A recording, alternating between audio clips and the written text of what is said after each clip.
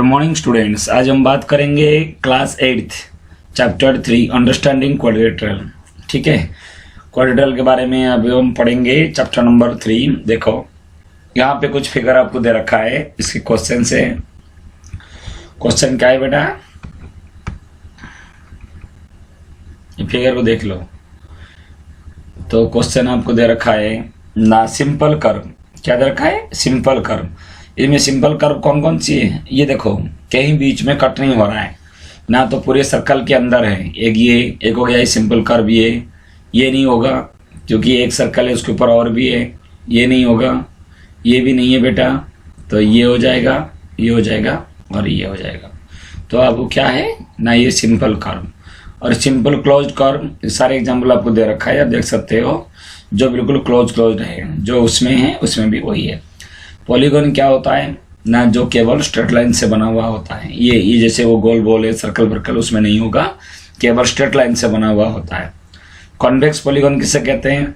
उसके डायगोनल को मिलाओगे, जो डायगोनल को मिलाओगे, इसका मतलब उसके जो विकर्ण को मिलाओगे वो अंदर होनी चाहिए, बस इंटीरियर होना चाहिए, एक्सटीरियर में नहीं है, अभ्यंतर में होना चाहिए। ठीक है, ये होगा आपका कॉन्वेक्स। लेकिन कॉन्केव क्या है? देखो 1 2 3 4 5 पेंटागन है। ठीक है, 1 2 3 4 5। लेकिन इसकी जो डायगोनल, अगर एक डायगोनल क्या होता है, लगातार दो नहीं, एक को छोड़कर एक में अगर मिलाएंगे, देखो यहाँ से इसको मिला रहा हूँ, ये जो डायगोनल वो कहाँ जा रहे हैं? बाहर है, एक्सटीरियर में है। इसको इससे मिला रहा हूँ जो कि वो कहाँ जा रहा है? बाहर है। और इसको इससे भी मिलाऊंगा मैं, तो क्या हो जाए, क्योंकि ये एक पॉइंट इधर है, एक पॉइंट इधर, एक पॉइंट इधर, फिर इधर, तो एक छोड़ के एक को मिलाऊंगा तो डायगोनल हो गया। तो इन दोनों का जो डायगोनल है वो आपका एक्सटीरियर में होगा, इसलिए वो कॉन्केव पॉलीगॉन। तो जिसके डायगोनल अंदर होगा इंटीरियर में कॉन्वेक्स, और जो बाहर होगा वो कॉन्केव। आ गया बेटा। सेकंड दे रखा है a quadrilateral, convex quadrilateral. Quadrilateral का मतलब होता है जो अंदर है। ठीक है, उसके डायगोनल क्या होगा बेटा? डायगोनल का फॉर्मूला होता है n × n-3/2। इसका क्या मतलब है? n × n-3/2। अगर एक का हो गया 7 साइड से, ठीक है ना, या मान लो पेंटागन है, 5 साइड हो, तो आप क्या करोगे ना, 5 × 5-3, ये हो गया आपका 2, और डिवाइडेड बाई के तब क्या हो जाएगा? 2 हो जाएगा। तो इसका मतलब उसकी डायगोनल हो जाएगा 5। कितने डायगोनल हो जाएगा? 5। चेक करोगे आपको? देखो मैं चेक करा देता हूँ। 5 साइड है, देखो 1 2 3 4 5।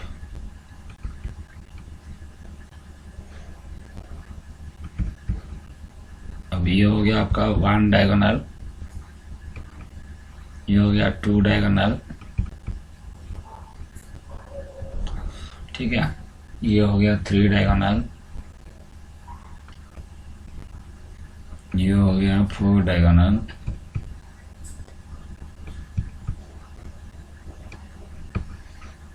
और डायगोनल यहाँ से यहाँ तक, ये हो गया 5 डायगोनल। और तो क्या डायगोनल दिख नहीं रहा है बेटा? इससे लगातार दो तो नहीं जोड़ सकता ना, एक छोड़ के एक। इससे ये देखो 1 2 3 4 5, तो मैंने ऐसे भी लिख दिया, यहाँ पे 5 डायगोनल है। इसीलिए अगर डायगोनल को पता करना हो तो उसकी फॉर्मूला लगा देना बेटा, याद करना हमेशा। क्या होती है? n × n-3/2। और ये हेक्सागन है तो क्या होगा? 6 होता है, 6 × 3/2, तो 3 3 जा 9। तो इसकी जो क्वाड्रिलेटरल डायगोनल होगा वो आपका 9 होगा। ये देखो वो बना के आपको दिखाना चाहिए, आप दिखा सकते हो, नहीं है तो आप डायरेक्ट फॉर्मूला से आप भी लिख सकते हो। ट्रायंगल का क्या कोई डायगोनल है? देखो ट्रायंगल की 3 साइड होता है, 3 × 3 0, 0 × 0 0 आ गया, तो उसका डायगोनल नहीं है। ठीक है, तो ये आपका हो गया क्वेश्चन नंबर 2। अब आ जाओ 3। What is the sum of the major of the angles of convex quadrilateral?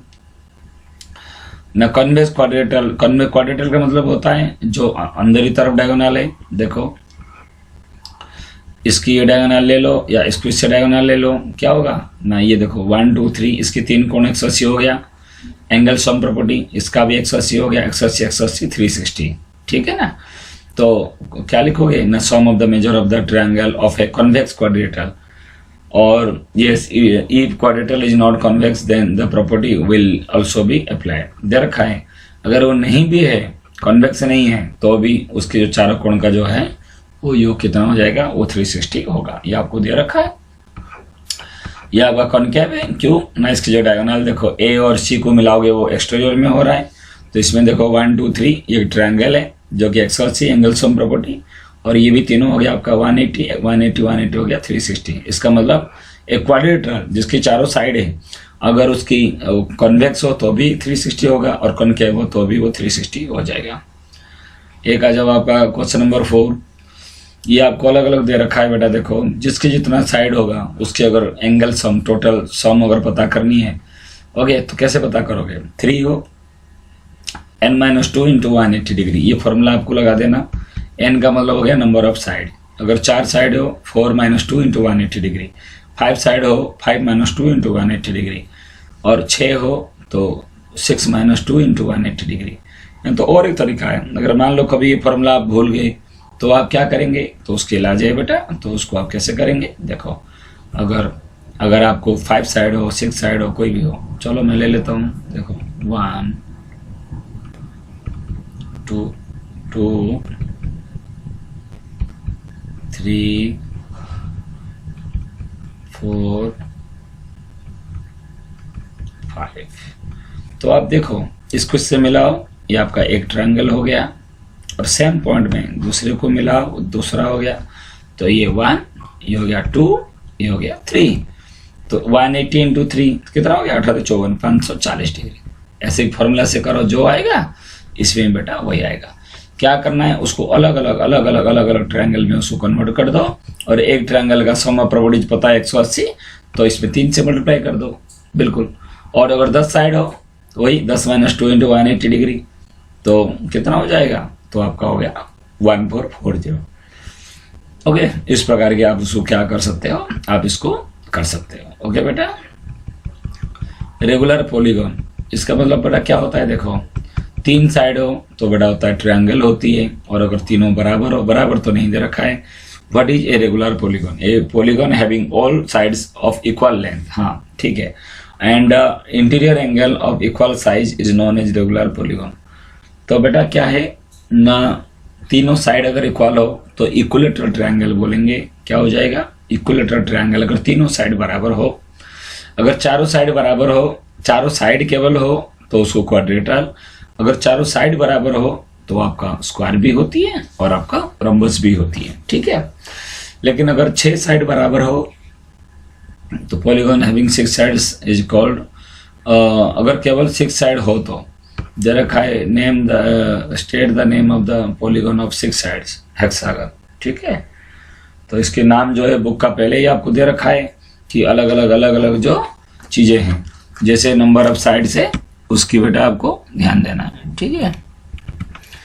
देखिए बेटा, जिसकी 3 साइड है ट्रायंगल, 4 साइड के लिए क्वाड्रिलेटरल, 5 के लिए, क्योंकि ट्रायंगल क्वाड्रिलेटरल सबको पता है, त्रिभुज चतुर्भुज सबको पता है, 5 के लिए पेंटागन, 6 के लिए हेक्सागन, 7 के लिए हेप्टागन, 8 के लिए ऑक्टागन, 9 के लिए नोनागन, और 10 के लिए डेकागन। अगर 11 12 का उसमें आगे नाम वाम नहीं देते, और 11th आएगा 11 गॉन, ठीक है ना। अगर 26 आएगा 26 गॉन लिख के उसको लाइन खींच के गॉन लिख दोगे, ठीक है। तो उस प्रकार की आपको 10 तक जरूरत है, तो आप उसको जरूर उसको आप ध्यान दें। तो आपको आ गया, जिसकी 6 साइड है क्या होगा, हेक्सागन, अगर 7 होगा हेप्टागन, इस टाइप का। अब आ जाओ क्वेश्चन नंबर 6 में, देखो इसकी साइड कितना है, 1 2 3 4, तो क्वाड्रिलेटरल है, तो इसकी चारों साइड मिलकर होगा, चारों एंगल मिलकर होगा 360, तीनों को ऐड करके 360 से माइनस करो, x निकल जाएगा। ये देखो ये 90 है तो ये भी मेरा 90 होगा, क्योंकि ये दोनों लीनियर पेयर है। अब 3 एंगल मिल गया, 1 2 3, जब तीनों मिल गया तीनों को ऐड करके 360 से माइनस करो, मेरा ये मिल जाएगा x। क्योंकि क्वाड्रिलेटरल है, 1 2 3 4 क्वाड्रिलेटरल है, उसमें अगर ये चला जाएगा 1 ये 90 + 60 + 70, तीनों को जोड़ो 360 से माइनस करो। मैं रफली बता रहा हूँ, पीछे सॉल्यूशन है। देखो ये दोनों लीनियर पेयर है, इसका मतलब एक स्ट्रेट लाइन, एक ही लाइन के ऊपर, देखो मैं एग्जांपल दे रहा हूँ, ये लाइन है, इसके ऊपर जो ये दो कोण एंगल, ये एंगल और ये एंगल, ये हो गया 180, लीनियर पेयर होती है। इसलिए ये 70 है तो ये आपका हो गया 110। कितना हो गया? 110। ठीक है, और ये आपको 60 दे रखा है, ये 60 दे रखा है तो ये हो जाएगा 120। तो ये हो गया 30, ये 110, 120, ये 1 2 3 4 5। 5 का मतलब क्या होता है? n into n-2 into 180 degree. तो कितना हो गया? 54 हो गया। ठीक है ना, और फिर 540 हो गया। कितना हो गया? 540।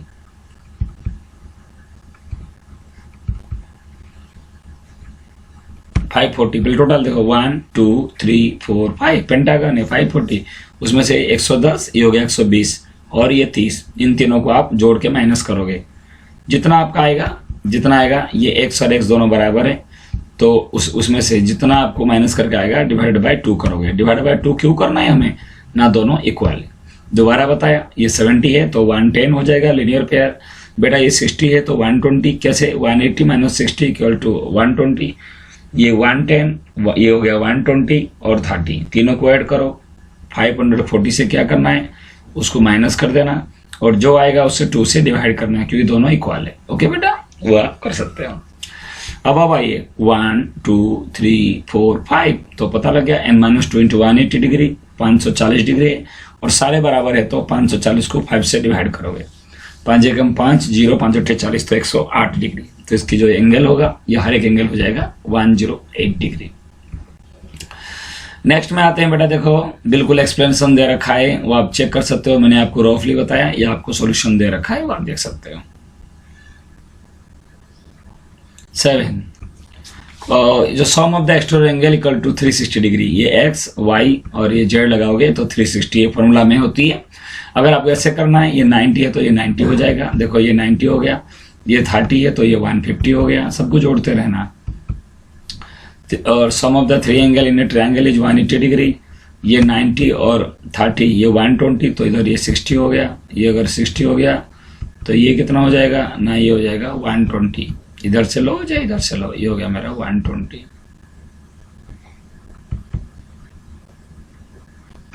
देखो ये हो गया 90,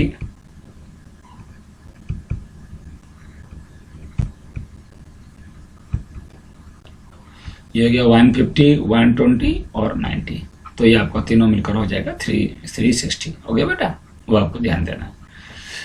एक्सटीरियर एंगल प्रॉपर्टी जो होती है, the sum of the exterior angle equal to 360 degree. ऐसे इसके लिए भी बेटा 120 है तो ये हो जाएगा 60 हो जाएगा, ये 80 है तो 100 हो जाएगा, ये 60 है तो 120 हो जाएगा। ये तीनों को ऐड कर रखे, 360 से माइनस करोगे ये वाला होगा। तो आप क्या करेंगे, दे रखा है एक्स वाई जेड और डब्ल्यू, ये 360 होगा। अगर आपको डिग्री से फाइंड आउट करनी है, और भी बताया पहले 120 और 80 200, 260 हो गया तो ये मेरा बेटा 100 हो गया। कितना हो गया, ये 100 डिग्री का है। और आपको पता है दोनों जो लाइन, दोनों जो एंगल होता है वो आपका 360 होती है। अगर ये 100 डिग्री हो गया तो ये आपका, सॉरी दोनों, ये आपका दोनों मिलकर 180 होता है। ये 100 है तो आपका ये 80 हो गया, 80। ये 120 है तो इधर हो गया आपका 60, क्योंकि 60 और 20 मिलकर 180 हो गया। 120 और 60, ये 80 है तो ये आपका हो गया 100। जो बाहर वाला को जोड़ देना बेटा, ये 100 और ये वाला हो गया कितना है, ये 60 है तो ये हो गया 120। ये आप सबको आप जोड़ो, इसकी जो एंगल है वो आपका हो गया 360। तो ऐसे भी आप लिख सकते थे, the sum of all exterior angle is 360 degree, कितने भी एंगल हो, ठीक है ना। ये वही चीज जो मैंने आपको बताया वो क्या हुआ है बेटा, उसको आप देख लेना, लास्ट में आपका आ जाएगा। 720 वगैरह करने की आवश्यकता नहीं है। ये दोनों 180 है, ये दोनों 180, ये दोनों 180, ये दोनों 180, ठीक है ना। और पहले ये तीनों को ऐड करके 360 माइनस करोगे, n मिल जाएगा। जब n मिलेगा 180 से तो माइनस करते जाओगे। 120 था 60, 80 था 100, 60 था 120 और यहाँ पे जो आपका आया कितना आया, यहाँ पे 100 आया तो ये आपका आया 80। सबको जोड़ो 360, ठीक है। अब आ जाओ 3.2। अभी मैंने आपको बताया the sum of exterior angle equal to क्या होता है 360। तो दोनों को दो ऐड करके 360 से माइनस करो, ये मिल जाएगा। ये 90 है, ये 90 है। तो आपको देखो क्या करना है, आपको ना ये दे रखा है, निकालना क्या है हमें ना, एक्स निकालनी है। तो आप इसको देखना पड़ेगा बेटा, कैसे देखोगे ना, ये 70 हो गया, ये 90 हो गया, ये 60 हो गया। तो इधर से आप निकाल लो एक, ये 90 है तो ये 90 का हो गया, तो सबको जोड़ो 60, 90, 70 और 90 plus x equal to 360 degree. और फिर x में क्या करोगे, 360 में से इन चारों को जोड़ के जो माइनस कर देना, जो आपका आएगा वो आपका मिल जाएगा आपको x। फिर अब सी में आइए, सी दे रखा है क्या बेटा, question number 2, find the measure of each exterior angle. Each exterior angle बेटा 9 साइड है तो एक्सटीरियर एंगल 9 ही होगा, तो ये फॉर्मूला आप याद कर लेना। Each interior angle equal to क्या होता है ना, जो इंटीरियर एंगल के लिए क्या होती है ना, ये थोड़ी सी ऐसे भी कर सकते हो आप, सारे इंटीरियर एंगल निकाल दो आप, उसमें से 9 से डिवाइड कर दो, अंदर इंटीरियर मिल गया, फिर उसको 180 से माइनस करो। दूसरा एक चीज होता है, आपको पता है सारे जो एक्सटीरियर एंगल का जो जोड़ होता है 360, तो डायरेक्ट आप उसको डिवाइड कर दो, 360 डिवाइड बाय 9, इतना घुमाने की जरूरत नहीं है बेटा। The sum of all exterior angle equal to 360 degree और number of side equal to 9, तो डायरेक्ट आप 9 को अगर आप डिवाइड कर दोगे तो आपका बच जाएगा कितना है, 40 बच जाएगा। तो बिल्कुल सिंपल सी बात है। अगर 15 साइड हो तो बिल्कुल 360 डिवाइड बाई 15, वो आपको डायरेक्ट आपको निकल जाएगा। ये रेगुलर पॉलीगॉन, इसका मतलब बराबर है, इक्वल है सारा, ठीक है ना। बड़ा इक्वल नहीं होगा तो दिक्कत होगा। How many side does the regular polygon है, देखो क्या दे रखा है, the measure of exterior angle. इसका मतलब आपको पता है ना, जो 360 में से नंबर ऑफ साइड करते हैं तो आपको मिलता है एक्सटीरियर एंगल, और साइड पता करना हो तो क्या करते हैं, exterior angle divided by total angle divided by sum of total exterior angle divided by each interior angle. तो इसको डिवाइड करोगे, जो आएगा बेटा इसमें जोड़ देने पर कितना आया ना, 15 आपका साइड आ रहा है, तो यहाँ की जो नंबर ऑफ साइड्स कितनी है वो 15 है, ठीक है बेटा। देखो क्या दे रखा है, how many sides does a regular polygon have if each of the interior angle is 165। बिल्कुल ये बेटा देखो क्या है, 165 दे रखा है, ये इंटीरियर एंगल दे रखा है, ठीक है ना। और ये रेगुलर पॉलीगॉन, रेगुलर का मतलब सारा समान है बेटा। देखो मैंने आपको बताया, कोई भी हो, अगर एक स्ट्रेट लाइन हो, इसमें अगर ये वाला दे रखा है, ये वाला एंगल दे रखा है 165 बेटा दे रखा है, तो 180 में से 165 माइनस करेंगे, आपको पता लग गया कि हर एक का एक्सटीरियर एंगल क्या है, पता लग गया ये 15 डिग्री है। कितने डिग्री है, 15 डिग्री है, क्योंकि इंटीरियर एंगल का तो कुछ फॉर्मूला उसमें है नहीं है, तो 15 डिग्री है। तो आप क्या करेंगे ना, total number of exterior angle जो होती है, सम ऑफ एक्सटीरियर एंगल कितना हो गया 360, और उसमें से एक जो एक्सटीरियर एंगल मिल गया वो मेरा क्या है ना 15 डिग्री। इसका मतलब जो नंबर ऑफ साइड कितना हो गया, 24 साइड है, 24 डिग्री नहीं है, 24 साइड है। तो इसकी जो साइड कितनी है रेगुलर पॉलीगॉन का, 24 साइड। अब आप देखो कैसे चेक करोगे, 360 में से 24 को आप डिवाइड करोगे, 15 आएगा, और इंटीरियर एंगल के लिए 180 माइनस 15 इक्वल टू 165 आ गया। बस वही तो आपको पूछा है, ठीक है। क्वेश्चन नंबर 5 में आइए, is it possible to have regular polygon with each exterior angle equal 22। 22 का मतलब हो गया 360, 22 इज नॉट डिविजिबल ऑफ 360। बिल्कुल 360 में वो कटेगा नहीं, बल्कि पॉइंट में आएगा, इसलिए वो नहीं हो सकता। Can it be the interior angle of regular, जब एक्सटीरियर एंगल नहीं होगा तो इंटीरियर एंगल कैसे होगा, ये आपका आ गया 158, जो कि वो 360 के टेबल में नहीं करता है, क्योंकि रेगुलर की बात हो रहा है बेटा। रेगुलर पॉलीगॉन टेढ़ा मेढ़ा हो जाता, देखो ऐसे ऐसे जा रहा है, ऐसे जा रहा है, ऐसे जा रहा है, ऐसे नहीं लेना है। वो रेगुलर पॉलीगॉन मतलब सारा साइड समान है, तो इसका मतलब इक्वल होगा ना। 360 की मल्टी डिविजिबल ऑफ 360 होना चाहिए, जो भी आएगा वो 360 की मतलब डिविजिबल होनी चाहिए, तो होगा नहीं। पहला बात, 22 कटेगा नहीं 360 में, पूरा नहीं कटेगा, पॉइंट में आएगा, तो नंबर ऑफ साइड तो होगा नहीं।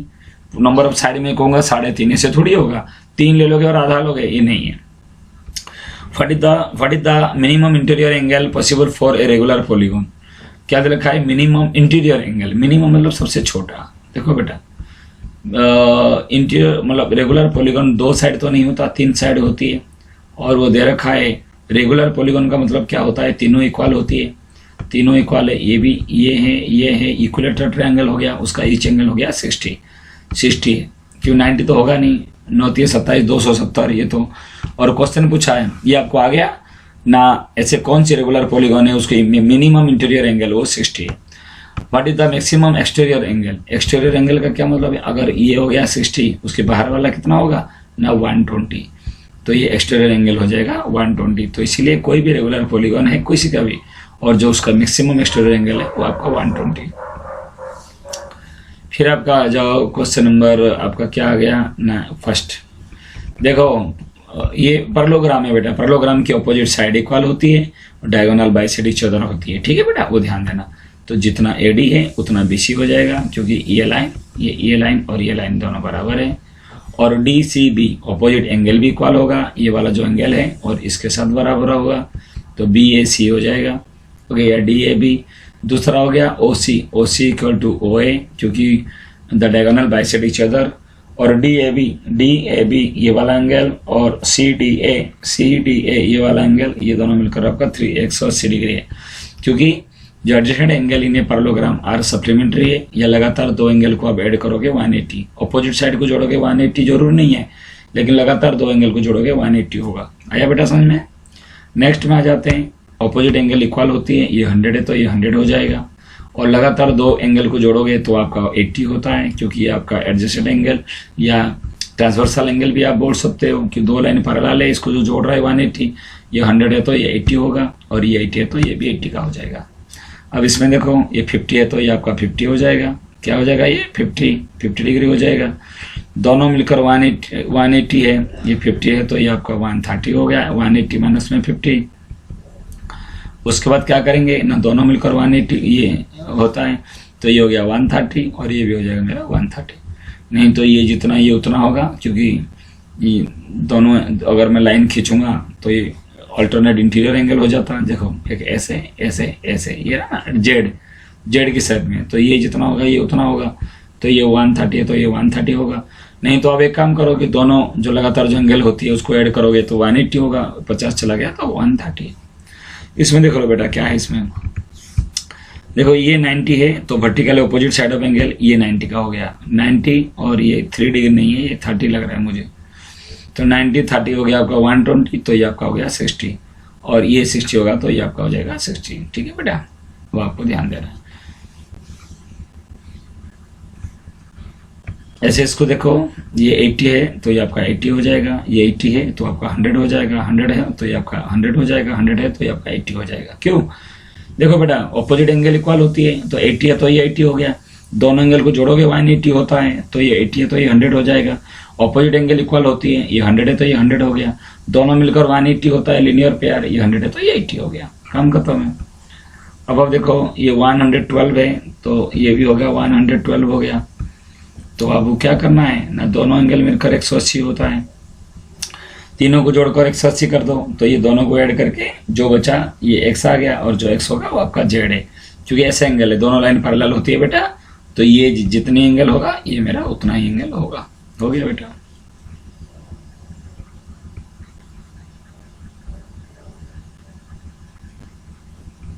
दे रखा है ये 3 डिग्री नहीं है 30 डिग्री, वो जगह नहीं हुआ तो इसलिए यहाँ पे दे दिया आपको 30 डिग्री। क्या दे दिया ये 3 डिग्री नहीं 30 डिग्री है, ये 30 है, ये 90 है, 120 हो गया तो ये 60 होगा, ये 60 है तो ये 60 होगा। ओके बेटा, आई थिंक समझ में आ रहा होगा। सेकंड, ये 100 है तो ये 100 होगा, अपोजिट एंगल जो इक्वल होती है, और ये दोनों मिलकर 180 होता है, चाहे ट्रांसवर्सल एंगल बोलो या पैरेलल, जो दोनों पैरेलल लाइन है उसको मिलाने वाले जो साइड होती है वो दोनों को जोड़ोगे 180 होगा, दो लगातार एंगल को जोड़ोगे 180 होगा, तो ये 80 हो गया, ये 80 है तो ये भी 80, नीचे आपको दे रखा है, कर सकते हो। ऐसे इसको देखो, ये 50 है तो ये 50 हो जाएगा, ये 50 है तो ये 130 हो जाएगा, दोनों मिलकर 180 है तो ये 130, ये 130, ठीक है बेटा, ये आपको ध्यान देना। ये 130 है तो ये 130 होगा, और इसकी अपोजिट एंगल इक्वल होती है, 130 है तो 130। दोबारा देखो 50 है तो ये 50 हो गया, दोनों मिलकर 180 है तो ये 130 हो गया, ये 130 है तो ये 130 हो जाएगा, और 130 है तो ये भी 130 होगा। ओके बेटा,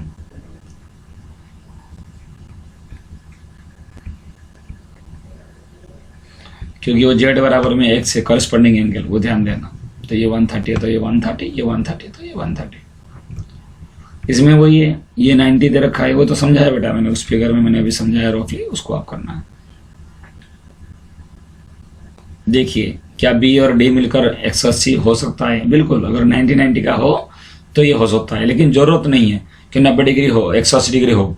अगर ये 70 होगा 140 हो सकता है, ये आपका 120 120 ये 240 है, जरूर नहीं है। लेकिन अगर बी और डी को मिला 180 हो सकता है, क्योंकि एक रेक्टेंगल एक पैरेललोग्राम भी होती है। क्यों ना, इसकी सारे जो प्रॉपर्टीज होती है पैरेललोग्राम की सारे प्रॉपर्टीज अवेलेबल है। ऑपोजिट साइड इक्वल है और ऑपोजिट एंगल इक्वल है, डायगोनल बाइसेक्ट भी करता है, इसीलिए एक रेक्टेंगल को पैरेललोग्राम कह सकते हो। और इसके ऑपोजिट एंगल को जोड़ोगे 180 होगा, तो ये वाला जो है वो ट्रू है। A B equal to D C 8 A B, अच्छा ए बी और डी सी 8 हो गया, ए डी 4 दे दिया, ए 4.4 कैसे होगा, नहीं हो सकता बेटा।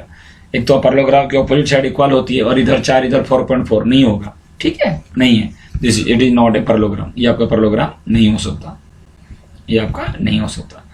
इसमें आ जाओ, ऑपोजिट एंगल इक्वल होती है, ये 70 है 65, ये 70 होगा तो ये भी 70 होगा, तो ये 65 है तो ये भी पैरेललोग्राम नहीं है। तो उम्मीद करता हूँ कि आप लोगों को समझ में आ रहा है बेटा। आ जाओ क्वेश्चन 4, ये तो आपको एक फिगर बनाओगे जिसकी exactly two opposite angle equal है। जैसे ये दोनों इक्वल कब होगा ना, ये फिर काइट हो जाता है, ये पैरेललोग्राम नहीं होता बल्कि ये काइट होती है। 5 में आ जाओ, टू एडजेसेंट एंगल मतलब जो लगातार दो एंगल है बेटा, ये ऐसे दोनों है। तो ये 3:2 है, तो ये हो गया 3x और 2x 5x इक्वल टू 180 और x हो गया 36, 3x 108 हो जाएगा और 2x हो गया 72 डिग्री। आया बेटा समझ में। एडजेसेंट मतलब दो एंगल को जोड़ने पर ये दोनों आप जोड़ दो 180, ये दोनों को ले लो, लगातार दो जो एंगल लोगे वो आपका 180 है, उससे आप सॉल्व करना। क्वेश्चन नंबर 6 आ जाओ, टू एडजेसेंट एंगल पैरेललोग्राम है इक्वल मेजर। इक्वल मेजर मतलब क्या होता है, जैसे ये ऐसे ऐसे ऐसे पैरेललोग्राम है, अब ये दोनों इक्वल मेजर है, ये दोनों मिलकर 180 है, तो ये मेरा हो गया 90, ये मेरा हो जाएगा 90। Find the major of the angles of the parallelogram. ये 90 है तो ये 90, ये 90 है तो ये 90, सब 90 90 हो जाएगा। 7 सही क्वेश्चन है बेटा, थोड़ा ध्यान देना। ये हो गया आपका 70, तो आपको पता है दोनों मिलकर 180 होता है, तो ये मेरा हो गया 110। 180 होता है, 180 180 माइनस 70, ये 40 है। ये पैरेललोग्राम ऑलरेडी दे रखा है बेटा, पैरेललोग्राम नहीं देता तो मुश्किल है। ये 40 दे रखा है, ये 40 हो जाएगा, किस लिए, ऑल्टरनेट इंटीरियर एंगल। तो आप देखो 110 और 40, ये 150 हो गया, तो ये हो गया मेरा 30।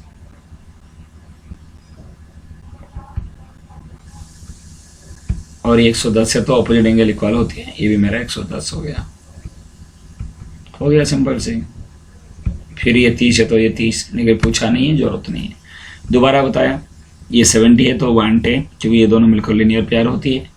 और ये आपका क्या दे रखा है, ये 110 हो गया। ये 40 है तो ये मेरा 40 हो जाएगा, ये 40 है तो ये मेरा कितना होगा, वो दब गया 40 और 110 150। ये ट्रायंगल दिख रहा है, 180 होता है एंगल सम प्रॉपर्टी। ये 70 हो गया, सॉरी 30 हो गया, ये 110 है तो ये 110 हो गया, क्योंकि पैरेललोग्राम की ऑपोजिट एंगल जो होती है वो इक्वल होती है, वो भी मैंने आपको बता दिया इसमें। अब इसको आप देखिए बेटा ना, पैरेललोग्राम की ऑपोजिट साइड इक्वल होती है, तो 3x इक्वल टू 18, x हो गया 6, तो ये x का वैल्यू मिल गया। 3y माइनस 1 इक्वल टू 26, ये -1 था, इधर आगे +1 हो गया, और y इक्वल टू डिवाइड हो गया 9 सेंटीमीटर, तो x और y आपको मिल जाएगा। इसमें देखो x plus y equal to 16 होगा, y प्लस 7 इक्वल टू 20, क्योंकि ये दोनों इक्वल होती है, क्योंकि पैरेललोग्राम की जो डायगोनल आपस में इंटरसेक्ट करते हैं इक्वल, मतलब यहाँ से यहाँ तक दूरी, यहाँ से यहाँ तक दूरी सेम है, तो y plus 7 equal to 20, y equal to 20 में से 7 चला गया 13, तो आपको पता लग गया इस फिगर में y इक्वल टू 13 हो गया। और x plus y equal to 16, okay, x plus y, ये जो x plus y equal to 16 हो गया, तो y की जगह पर 13 लगा दो, तो x हो गया 16 माइनस 13 इक्वल टू 3, तो आपका x जो हो गया वो आपका कितना है, वो आपका हो गया 3 हो गया।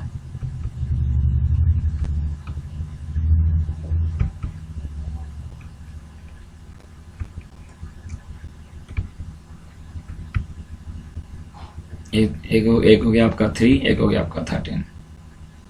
9 में आ जाओ बेटा, इंपॉर्टेंट क्वेश्चन है, थोड़ा ध्यान देना। देखो निकालना, x निकालना है, कोई बात नहीं। अब देखो पैरेललोग्राम क्या है, KS, ये जो लिखा हुआ है आपका KRISK, रिस्क, CLUBE। देखो ये 120 है, तो ये जो उसकी ये जो पैरेललोग्राम है ये भी मेरा 120 हो जाएगा। देखो ये वाला जो कितना हो गया 120, जो अपोजिट एंगल इक्वल होती है, ठीक है मेरे बात। नहीं तो आप ऐसे भी कर सकते हो। अब क्या करना है, देखो ये दोनों मिलकर 180 हो, ये दोनों 180 होता, ये 120 है तो ये 80 का हो जाएगा। ये जो एंगल है वो कितना होगा 80।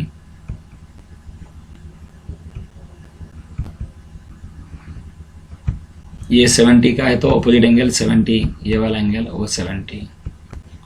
कितना हो गया 80 और 70 मिलकर कितना हो गया बेटा 150 हो गया। त्रिभुज का तीनों कोण 180 होता है तो ये वाला हो गया 30। कितना हो गया 30। आया समझ में? ये तो और इस टाइप का भी कर सकते हो, ये करने की आवश्यकता नहीं है, आपको पता लग गया। लगातार दो एंगल उसको जोड़ने पर 180 होगा। ये 120 है तो ये आपका हो गया, सॉरी ये 180 होता है बेटा, ये 120 है तो ये 60 हो जाएगा। ऐसे मिस्टेक हो रहा है, सॉरी बेटा 80 नहीं होगा 60। ये कितना हो गया, ये हमारा 60 है क्योंकि दोनों मिलकर 180 होता है तो ये मेरा हो गया 60।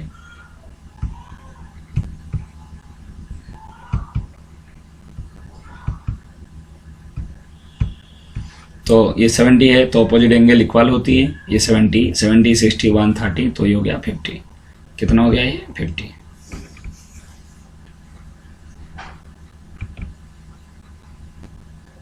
टेन आ जाओ बेटा। ये ट्रापेजियम दे रखा है, explain how this figure is trapezium. लगातार दो कोण को आप जोड़ोगे, ये कितना हो गया 180 है और दोनों जो साइड आपको इक्वल नहीं है, क्यों ना दे रखा है। ये 100 है तो ये 100 होना जरूर नहीं है, लेकिन ये अगर लगातार दो एंगल को आप जोड़ोगे, ओके ऐसे ऐसे ऐसे में, अगर ये आपको क्या हो रहा है ना, आपको 180 हो रहा है तो इसका मतलब क्या है, तो ये दोनों पैरेलल है। देखो अगर ये दोनों लाइन पैरेलल है और एक लाइन उसको टच कर रहा है, ट्रांसवर्सल लाइन है, तो ये जो एंगल है और ये जो एंगल है ये दोनों मिलकर आपका 180 होगा। दूसरी में अगर ये दोनों मिलकर 180 होगा तो ये line parallel to this line. समझ में आ गया? तो ये चीज है, which is its two sides are equal parallel ना NM parallel to KL। ठीक है बेटा, वो आपको ध्यान देना। इसमें आ जाओ फिगर में, AB parallel to DC, AB parallel to DC, बिल्कुल। तो ये दोनों पैरेलल 120 है तो ये 60 हो जाएगा।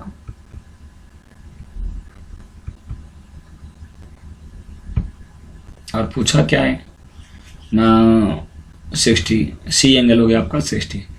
और पूछा क्या है इसमें, नहीं सी पूछा,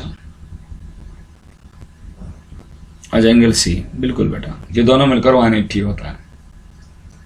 अब इसमें देखो बेटा, SP, S और P पैरेलल टू R और Q, इट मीन्स ये दोनों मिलकर 180 होगा। ओके, अब आप देखो क्या दे रखा है आपको, दोनों पैरेलल दे रखा है, उसके बीच का जो एंगल होगा और एक लाइन उसको टच कर रहा है तो ये दोनों यहाँ तक 180 होगा और ये दोनों भी 180 होगा। तो आप P और Q देखो, P और Q 180 होगा। ये अगर 130 दे रखा है तो ये आपका हो गया, क्या हो गया 50 हो गया। क्या हो गया 50। और R दे रखा है 90 तो S होगा, ये दोनों 180 का होगा क्योंकि ये होगा आपका 90।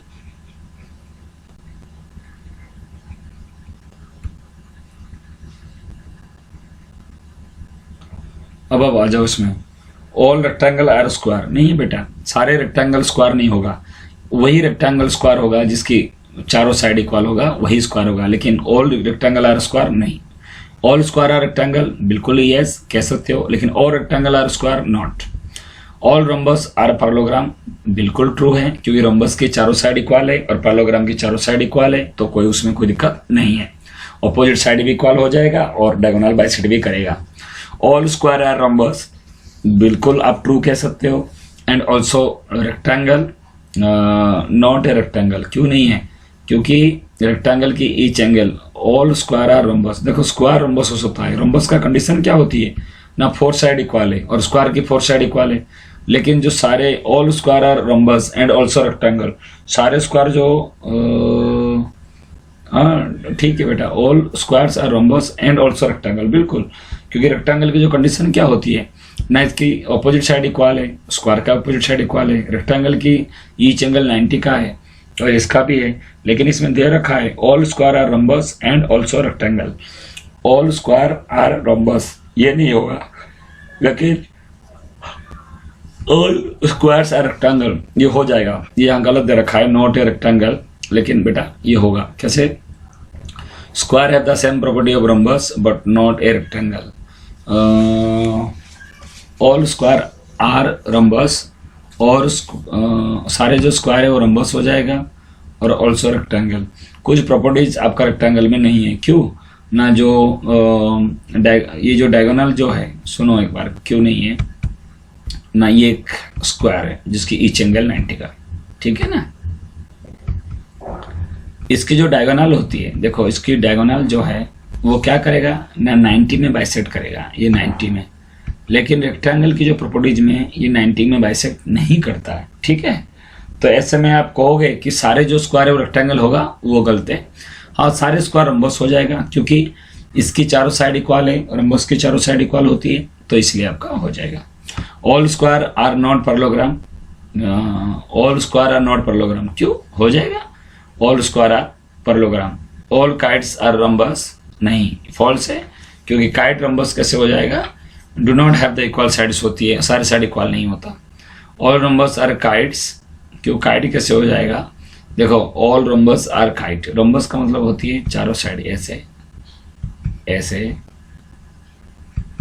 ऐसे ऐसे, तो इससे क्या होता है ना, ये दोनों साइड बराबर है, बिल्कुल होता ही होता है, और उसका ये दोनों साइड बराबर है, और रंबस का तो चारों साइड बराबर है, तो ये हो जाएगा, इसीलिए ऑल रंबस आर काइट्स।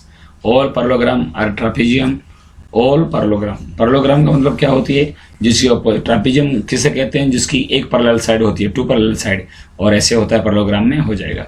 और स्क्वायर आर ट्रापेजियम, ट्रू, क्योंकि स्क्वायर की सारों side parallel, two of parallel lines होती है, इधर इधर भी पैरेलल होती है, देखो इधर और इधर भी पैरेलल होती है, इधर और इधर भी पैरेलल होती है, ठीक है बेटा। तो वो आपका स्क्वायर का जो सारे साइड स्क्वायर जो है वो ट्रापेजियम हो जाएगा, क्योंकि वो पैरेलल लाइन होती है। नेक्स्ट आ जाओ, identify all the quadrilateral have 4 sides of equal length, okay. अगर इक्वल लेंथ में होगा तो उसको आप क्या बोलेंगे, रंबस बोलोगे या स्क्वायर बोलोगे, जिसकी सारा साइड इक्वल है। 4 राइट एंगल, तो स्क्वायर होगा और रेक्टेंगल होगा, क्योंकि स्क्वायर की चारों साइड भी इक्वल है, और रेक्टेंगल के भी चारों साइड क्या होती है, इक्वल।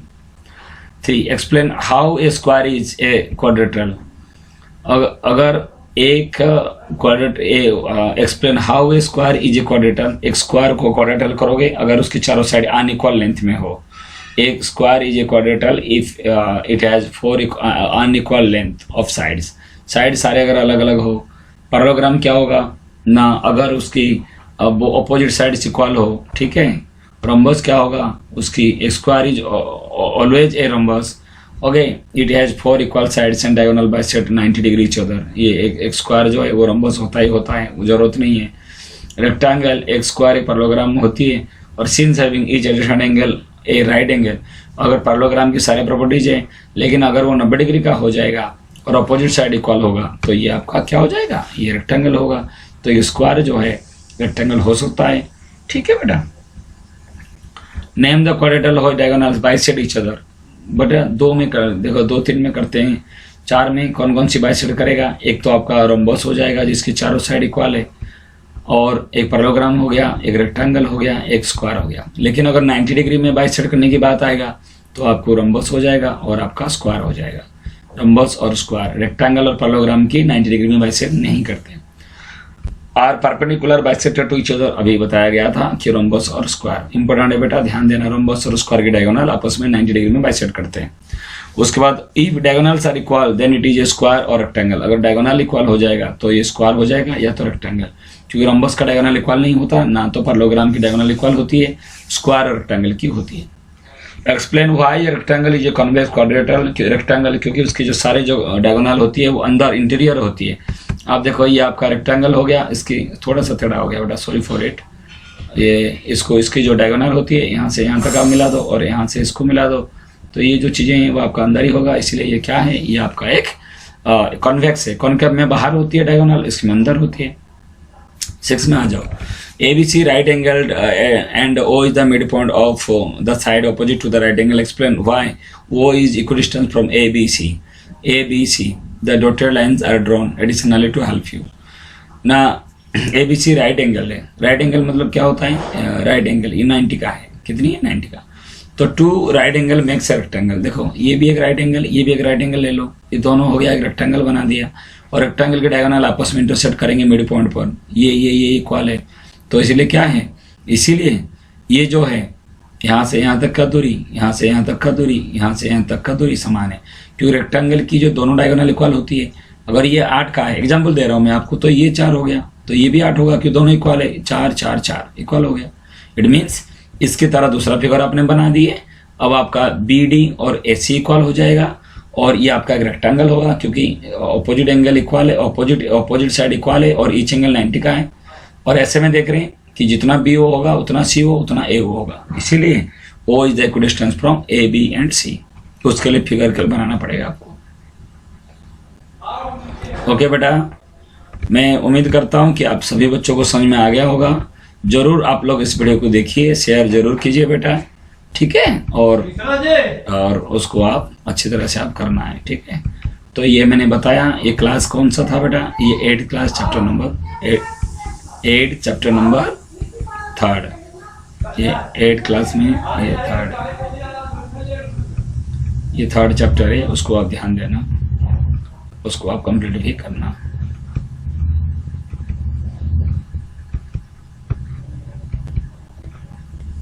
ओके बेटा, टेक केयर बेटा, बाय।